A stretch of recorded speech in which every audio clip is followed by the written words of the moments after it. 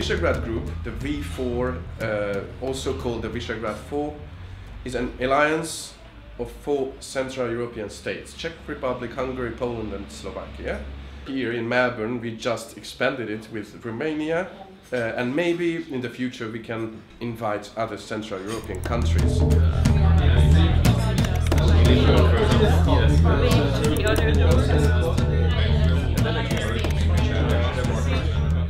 And we have arrived at our next agenda item, which is me talking a bit about our vision and basically the purpose of us being here today. And that is the economic potential.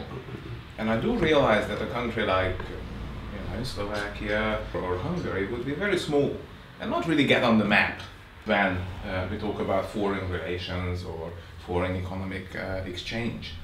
But if you just have a quick look on your running sheet, you add up the annual total GDP figures, the 5 countries invited to today's event mount up to the Australian economy together. And these 5 countries present a consumer population of 86 million people and a market potential of $1 trillion. And according to KPMG and the European Union, and I've seen a number of recent reports on this as well, this is the part of Europe that's actually going to grow in the next decade. What sort of long-term strategy has been emerging in our conversations with the various stakeholders sitting here around the table, and I have had the opportunity to talk about these ideas. And I think there's 4 avenues of potential to develop this connectedness, this business opportunity, this networking opportunity. Having these conversations is wonderful. The repetition is the key. The key to learning is repetition.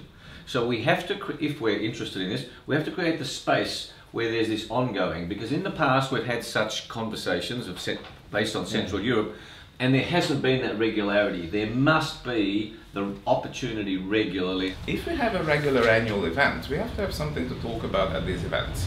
Because it's okay to have the first one as a let's meet and greet, but what's next year? What's in the year after that?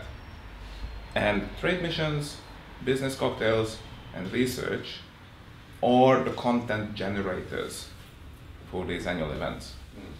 Because they will allow us to scope what's important,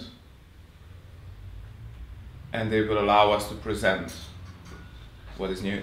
Even in terms of the idea of a forum in 2015, we probably need to think about 2 or 3 that build a process and build momentum on the kind of scale that you were talking about.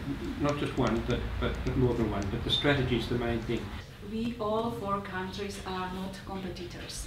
We can support each other, and we can identify some areas where we can be supportive, like for example tourism. I think it's great because of venue, because of our proximity.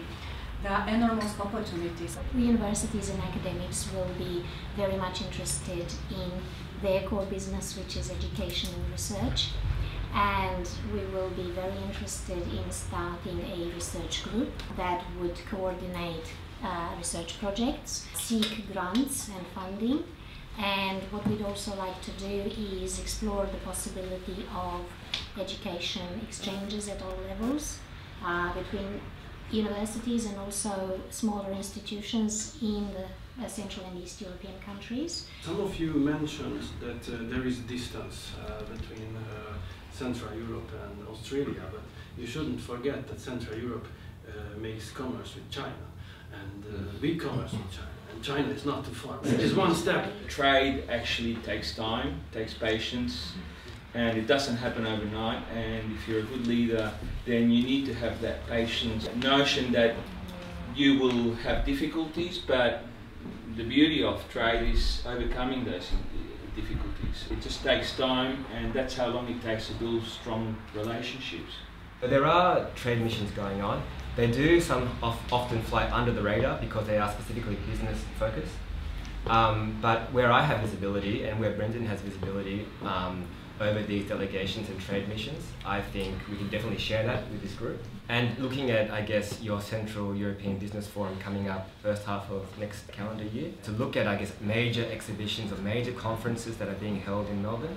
Maybe you could have a breakfast forum before the forum, or to tack it on not to do these events in isolation, but to also do them, Coordination. Yeah, coordinate with a larger, maybe a business event or a forum that's being held in Melbourne. Swinburne is very much in the entrepreneurship space, and the last Thursday of every month is a lecture or a panel on entrepreneurship, and then that's followed by drinks and networking. It's so successful. Every month we get between 70 and 100 people who are either graduates or local businesses who come in to hear the entrepreneurs, to talk to people about problem solving. What I'd like to do is suggest that we invite this group and any of your colleagues and contacts who would like to come.